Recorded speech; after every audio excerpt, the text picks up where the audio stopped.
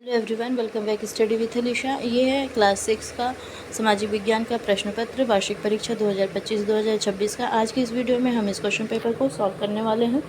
तो चलिए वीडियो को शुरू करते हैं। चैनल पे फर्स्ट टाइम विजिट कर रहे हो तो प्लीज़ चैनल को सब्सक्राइब कर लीजिए, बेल आइकन को प्रेस कर लीजिए ताकि नेक्स्ट वीडियो जब भी डाले तो नोटिफिकेशन आपके पास चला जाए। हम अपने चैनल पर क्वेश्चन पेपर वर्कशीट्स अपलोड करते रहते हैं। चैनल को सब्सक्राइब कर लेंगे तो नोटिफिकेशन आपको मिल जाएगा। चलिए फर्स्ट क्वेश्चन देखते हैं। फर्स्ट है यहाँ पे सही विकल्प लिखिए। सही विकल्प को चुन करके आपको आंसर टिक करना है। यूरोप और अफ्रीका महाद्वीप के बीच कौन सा सागर स्थित है? तो यूरोप और अफ्रीका के बीच भूमध्य सागर स्थित है। Option A is correct. Sindhu घाटी की सभ्यता थी। सिंधु घाटी की सभ्यता कैसी थी? नगरीय थी, ग्रामीण थी, कैसी थी? तो सिंधु घाटी सभ्यता जो थी वो नगरीय सभ्यता थी। Option B is correct. Uttar Pradesh में किस प्रकार के वन पाए जाते हैं? उत्तर प्रदेश में मानसूनी वन पाए जाते हैं, उष्णकटिबंधीय पर्णपाती वन। तो ऑप्शन सी इज करेक्ट, मानसूनी one. Question number 4 is panchayat के सदस्यों के चुने जाने के लिए कम से कम कितनी आयु होनी चाहिए? तो पंचायत के सदस्यों के चुने जाने के लिए कम से कम 21 वर्ष की आयु होनी चाहिए। आपको वोट देने के लिए 18 वर्ष की आयु होनी चाहिए, लेकिन पंचायत के सदस्य के चुने जाने के लिए आपकी आयु 21 वर्ष की होनी चाहिए। किस प्रदेश का मुख्य नृत्य कथक है?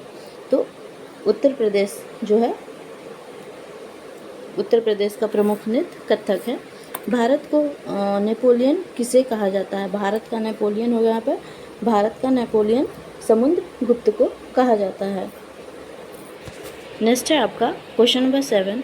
प्रथम बौद्ध संगति किसके समय में हुई थी? प्रथम बौद्ध संगति आपको बतानी है कि प्रथम बौद्ध संगति किसके समय में हुई थी। तो प्रथम बौद्ध संगति आपकी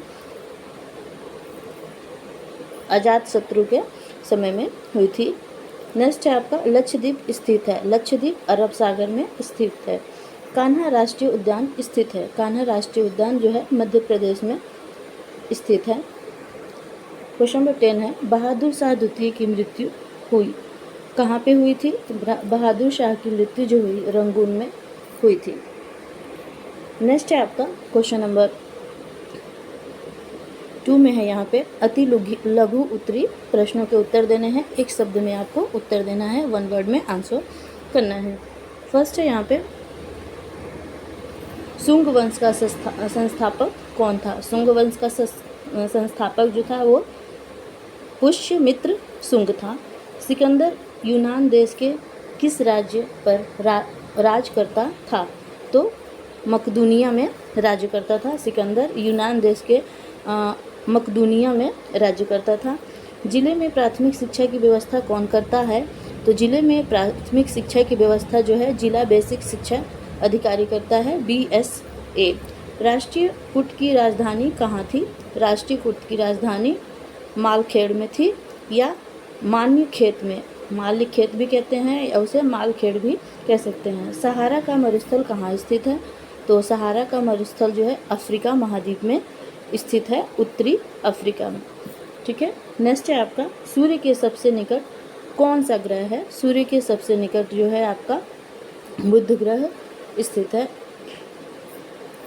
नेक्स्ट है आपका क्वेश्चन नंबर 7। राष्ट्रीय पंचायती राज्य दिवस कब मनाया जाता है?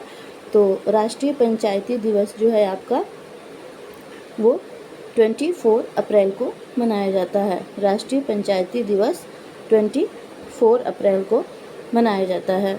नेक्स्ट है आपका राज तरंगी की रचना किसने की थी? तो कल्हड़ ने राज तरंगिणी की रचना की थी, कल्हड़ ने।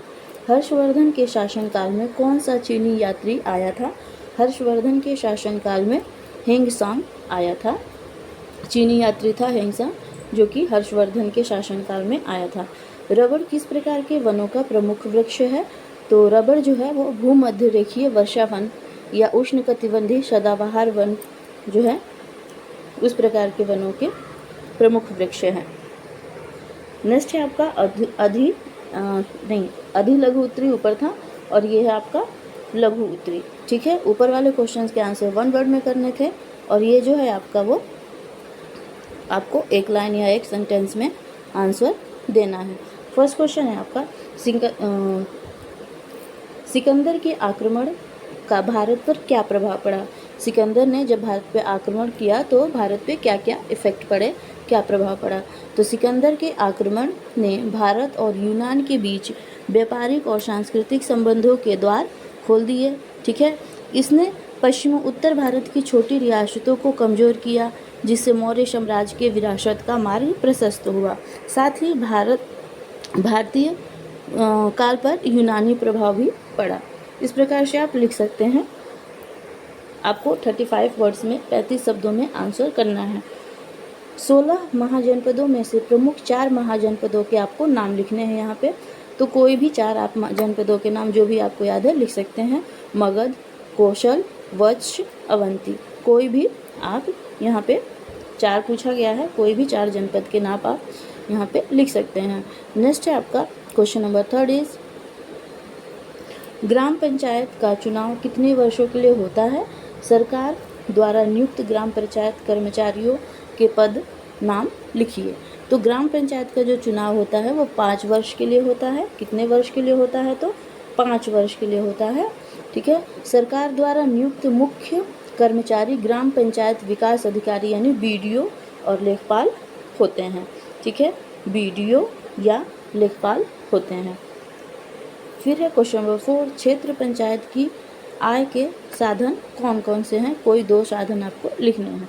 जो क्षेत्र पंचायत की आय के साधन जो होते हैं वो आपके क्षेत्र पंचायत की प्रमुख साधन जो होते हैं स्थानीय कर लगा कर लेते हैं लोग, जैसे मेला बाजार पे कर, शुल्क प्राप्त करके सरकारी अनुदान से, तथा अपने क्षेत्र के भीतर जल और अन्य सुविधाओं पर कर लगा करके क्या करते हैं, आय प्राप्त करते हैं। क्वेश्चन नंबर 5 है यहाँ पे, पठार और पर्वत में क्या अंतर होता है। तो पठार और पर्वत में आपको यहाँ पे अंतर बताना है।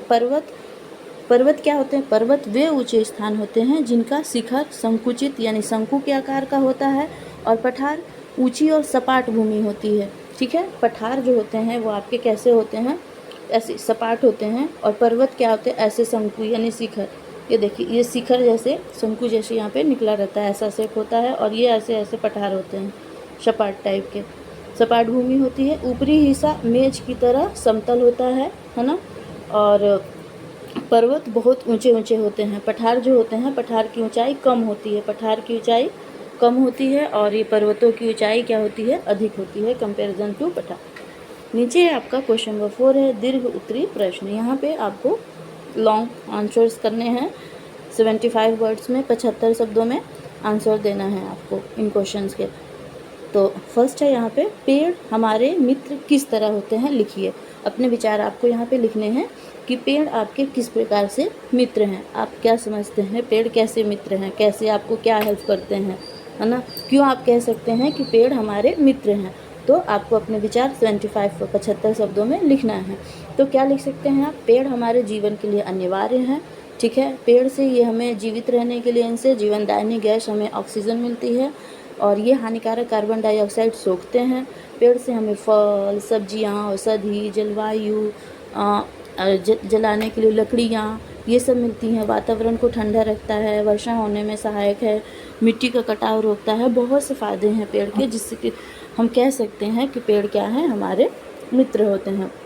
फिर है आपका क्वेश्चन नंबर 2 है, महावीर स्वामी द्वारा बताए गए 5 व्रतों के बारे में लिखना है। महावीर स्वामी जी ने जो बताए उनमें से किन्हीं 5 के बारे में, 5 व्रतों के बारे में आपको, किन्हीं क्या 5 व्रत ही बनाए उन्हीं के बारे में लिखना है।